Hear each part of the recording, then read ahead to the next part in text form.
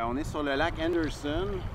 On a un vent d'eau parce que le petit croche de rivière fait qu'on va vers le nord actuellement. Donc j'ai un vent du sud qui me pousse dans le dos.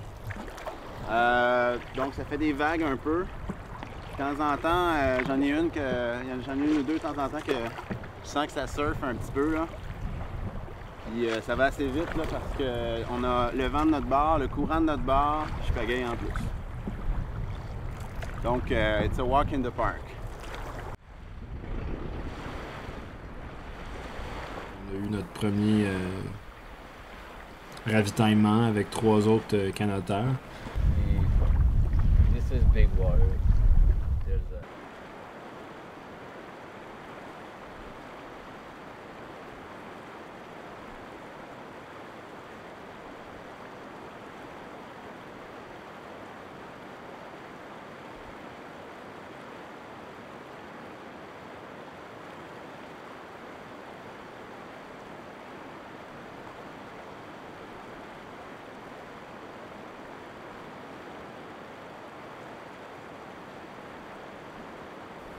Jour 23, on est en train de passer le 52e parallèle qui se trouve derrière moi. C'est-à-dire qu'à partir de là, le 52e parallèle, c'est ce qui correspond au traité de 1927 là, pour délimiter la frontière là, entre le Québec et le Labrador. Fait qu'à partir d'ici, on quitte, au lieu d'être à cheval sur la frontière Québec-Labrador de chaque côté de la rivière, on va être juste au Québec, puis le Labrador, ben, il y a un trait qui est tiré là. C'est un peu abstrait les frontières toujours, là. C'est sûr que on le sait parce qu'on a des cartes, mais c'est ici que ça se passe.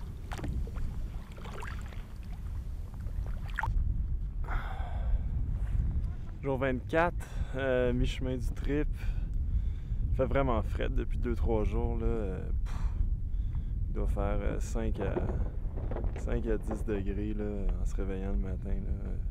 Ça monte pas même plus que 12 le jour. Là.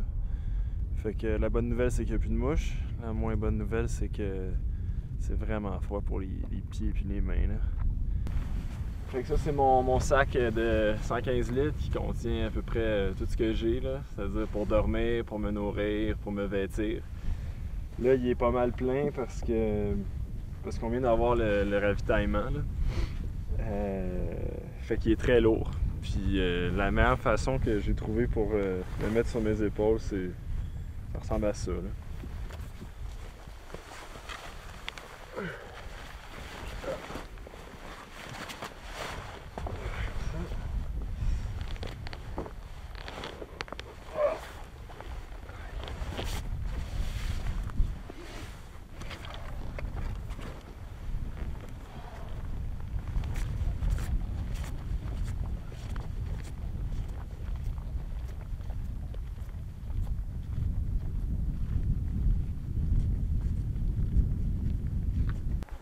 C'est plusieurs champignons de la même variété. Lui, il est juste moins mature. Je me dis, waouh, quel beau souper ça va faire. Il va falloir que je regarde dans mon livre sur les champignons. Finalement, ça s'appelle de l'amanite tue-mouche. C'est vénéneux. Les Amérindiens de Sibérie s'en servaient déshydratés pour se faire des petits voyages astrales, là, des cérémonies, tout ça. Après être allé abondamment à la toilette pour réagir aux champignons. Puis là, on est arrivé dans des sections de rivière qui étaient assez faciles. Pas trop de portage. On pouvait faire des longues distances, des fois 20-30 km par jour.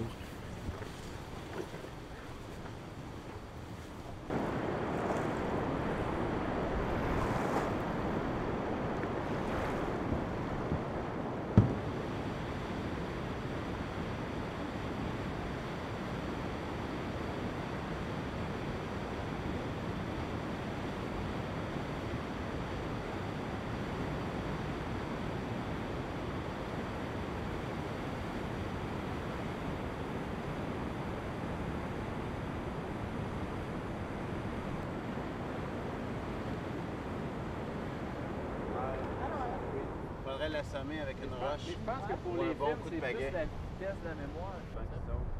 Go ahead. Even harder seems to Another. do it. It's hard, Yeah. you know? I too big a Go rock for ahead. the smaller one?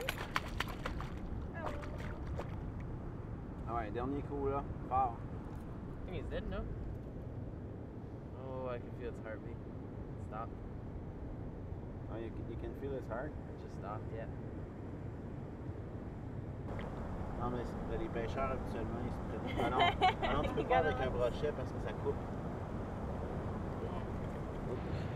Shrimp. Tu veux-tu. Ok, fait que là, faut que tu coupes ça là.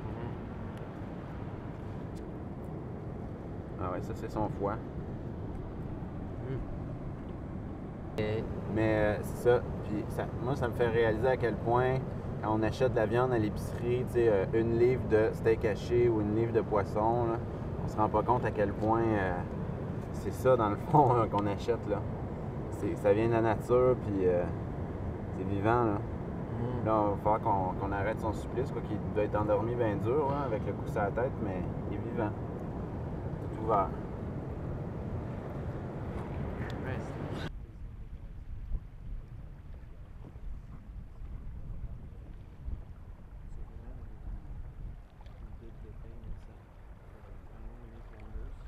Walking in front of the wall with some things on his ear to listen to the sound. Un bon échange. Yes, do you be able to? Whoa. Whoa. Whoa! Yes! Shoot out them.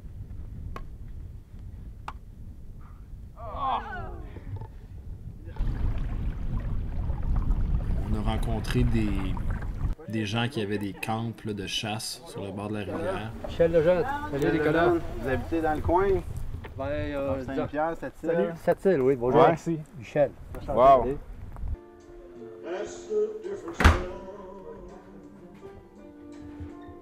C'est le fun. C'est le fun. On se disait, ah, c'est plate que Denis ne peut pas nous l'envoyer par l'hydravion. Puis là, on a Serge, Gilles qui nous l'amène. C'était drôle parce que ces gens-là de cette île nous suivaient sur notre blog, savaient qu'on arriverait dans le secteur de leur camp. On a rechargé nos batteries grâce à leur génératrice, une batterie de caméra. Et donc, ils étaient venus à leur camp, entre autres, pour essayer d'arriver en même temps que nous.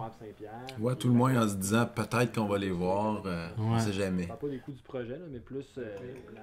Il a donné le pub, pas moi, du groupe a donné le pub à eux.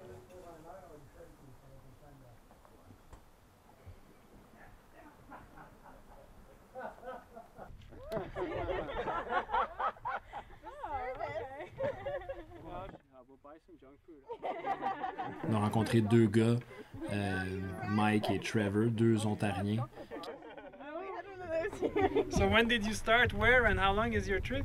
We moved them over. How long? I didn't even remember. We started at Orway from the train, OK.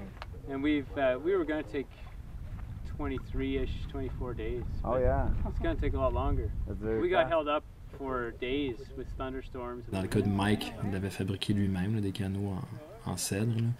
Très fragiles, donc eux devaient faire leur cordelle super délicatement parce que dès qu'il y a un impact sur le canot, ben, le canot se brise potentiellement, donc c'est assez précaire comme situation. Ils faisaient ça à l'ancienne, c'était assez beau à voir. Leur canot, c'est des pièces d'art en tant que telles. Donc on les a côtoyés, on a fait quelques jours avec eux, je pense 4-5 jours.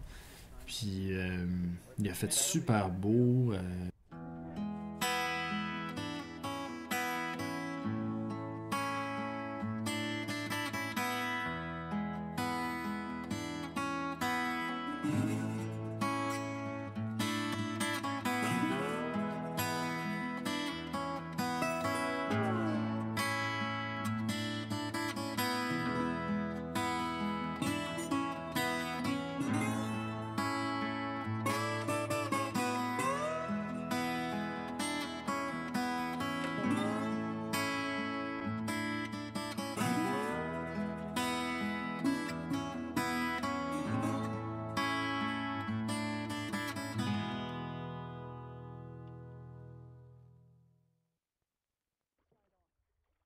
Et le lendemain, on est reparti. Je pense que le lendemain, on a fait la distance qui nous séparait jusqu'à Romaine 4 dans un superbe matin brumeux.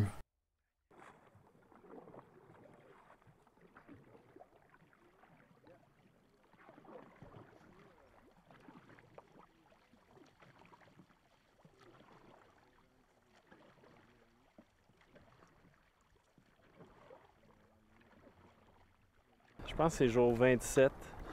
Gros soleil, vraiment gros ciel bleu ce matin avec de la brume. J'espérais qu'il y ait encore des conditions de ce genre-là, surtout après la pluie et le froid de la dernière semaine. Fait que je suis vraiment content. Puis là, on a des beaux rapides, puis c'est vraiment cool. Oh yes! Okay, straight ahead. We're gonna go left a bit, and then we're gonna catch the eddy and see Christian. Oh, we picked up lots of water and those big waves. Woohoo!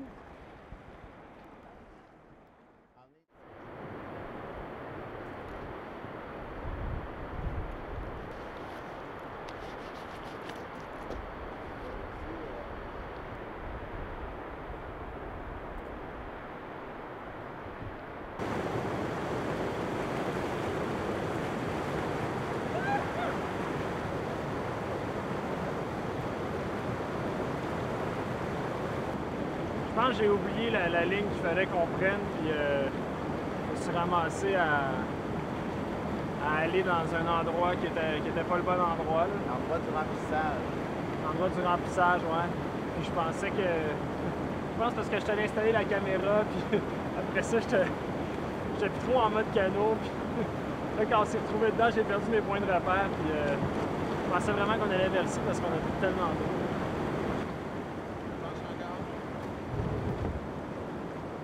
Ici, le barrage ne serait pas construit avant la fin des prochaines décennies. Donc, c'est peut-être un petit peu hâtif de déboiser. Mais je pense qu'ils voulaient savoir l'épaisseur de terrain à excaver pour pouvoir asseoir leur barrage sur du roc solide. Donc, c'est probablement pour ça. On va leur souhaiter d'avoir les permis nécessaires.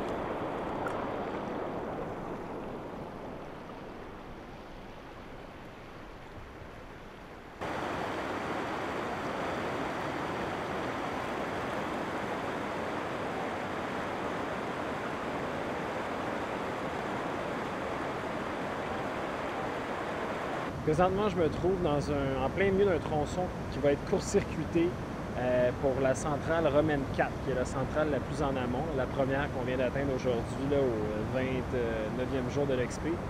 Donc, un tronçon court-circuité, c'est quoi?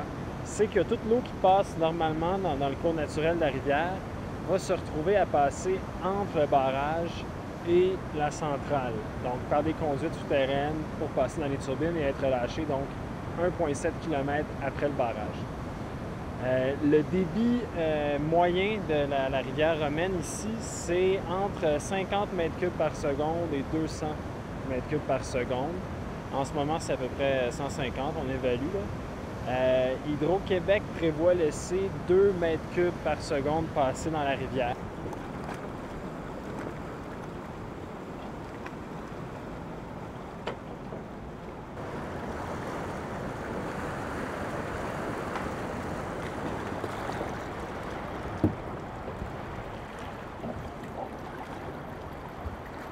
Une mouchetée, petite mouchetée omble de fontaine, la sorte de poisson qui à coup sûr n'existera plus dans le complexe hydroélectrique, sauf à l'embouchure de petits ruisseaux quelque part, parce que c'est un poisson d'eau vive. On pêche en bas d'une chute épouvantable ici qu'on vient de partager. Donc, avis aux pêcheurs.